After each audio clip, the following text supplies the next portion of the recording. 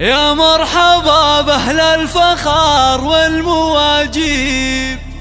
أهل السعد زاد الهنا واشرق النور،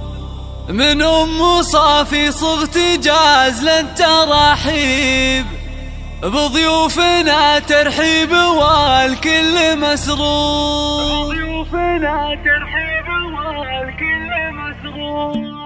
يا مرحبا بأهل الفخار والمواجيب، أهل السعد زاد الهنا واشرق النور، من أم صافي صغت جاز للتراحيب، بضيوفنا ترحيب والكل مسرور. بنت العتيب اللي تحوز المناقيب، لجل أم صافي جبت جاز لا تنبحور، أم العروس أم صافي وصيتها طيب، نسل العتيب رحبت بطيب الله نازل لهم في كل موقف تجاري، واهل الحكم والعزم في الراي والشور، كل العتيب في المفاخر محاسيب، أم صافي منهم كنها در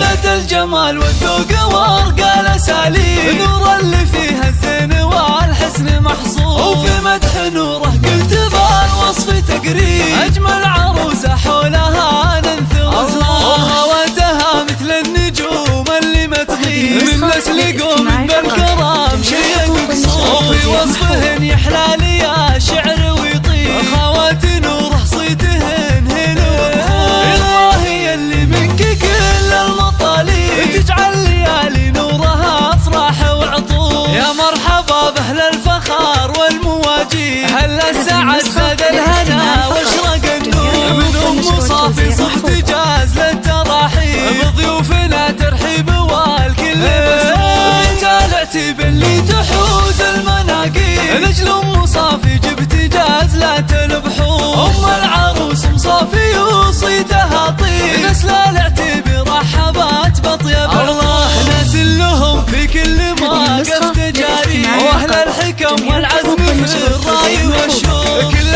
العتيب في المفاخر محاسيب، ام صافي منهم كنها در ذات الجمال والذوق وارقى الاساليب، نور اللي فيها الزين والحسن محصور، وفي مدح نوره قلت بالوصف تقريب، اجمل عروسه حولها ننثر وخواتها مثل النجوم اللي ما تغيب، من نسل قوم بالكرام شيء مقصور، وفي وصفهن يحلى